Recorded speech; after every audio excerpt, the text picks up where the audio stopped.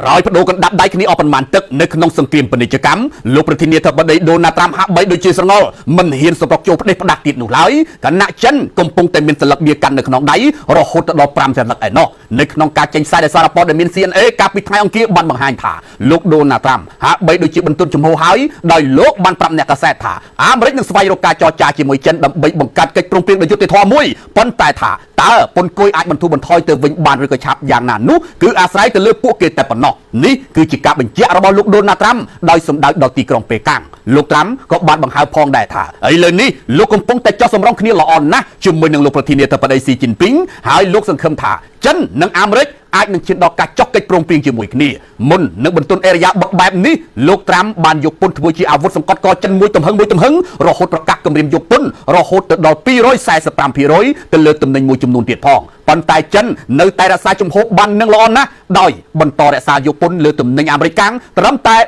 125% ដដែលលោកស៊ីជីនពីងបានបញ្ជាក់ថាចិននៅតែរក្សាជំហរចរចាប៉ុន្តែបើស្ថិតនៅក្នុងលក្ខខណ្ឌចាំបាច់ចិននៅតែអាចកំដរអាមេរិកដល់ទីបញ្ចប់ត្រង់ចំណុចនេះហើយអ្នកវិភាគមើលឃើញថាលោកស៊ីជីនពីងហ៊ានបោះសម្ដីយ៉ាងដូចនេះដោយសារតែចិនបានលាក់បៀននៅក្នុងដៃទុក5សន្លឹករួចទៅហើយសន្លឹកបៀទី1ចិនបានប្រឹងប្រែងរហូតក្លាយជាមហាអំណាចសេដ្ឋកិច្ចធំបំផុតទី2នៅលើលោកអាចបដូរកណ្ដាប់ដៃទៅវិញទៅមកជាមួយនឹងអាមេរិកបាននៅលើសង្វៀនសង្គ្រាមពាណិជ្ជកម្មបានសន្លឹកបៀទី2ចិនបានសម្ងំវិនិយោគធ្វើឲ្យខ្លួនខ្លាំងទៅថ្ងៃអនាគតរាប់ចាប់ពីវិស័យបច្ចេកវិទ្យាបន្តចាស់ឈីបរហូតទៅដល់វិស័យ AI សន្លឹកបៀទី3ចិនបានរៀនទុករួចជាស្រេចហើយអំពីបទពិសោធន៍សង្គ្រាមពាណិជ្ជកម្មអំឡុងលោកដូណាល់ត្រាំកាន់អំណាចនៅអាណត្តិទី1ចិនយកបទពិសោធន៍ទាំងនោះមកត្រៀមខ្លួនដោយបោះទុនវិនិយោគរាប់ពាន់លានដុល្លារនៅក្នុងគម្រោងខ្សែក្រវ៉ាត់នៅផ្លូវដើម្បីតភ្ជាប់ចិនទៅកាន់ពិភពលោកពង្រីកពាណិជ្ជកម្មជាមួយតំបន់អាស៊ីអាគ្នេយ៍អាមេរិកឡាទីននិងតំបន់អាហ្វ្រិកជាដើមសន្លឹកបៀទី4ឥឡូវចិនដឹងថាលោកប្រធានាធិបតីដូណាល់ត្រាំចង់អស់ដៃហើយ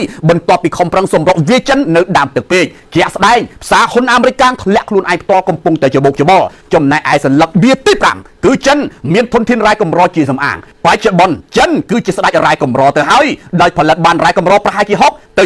70% នៃរ៉ែកម្រពិភពលោកនិងក្តោបក្តាប់ប្រហែលជា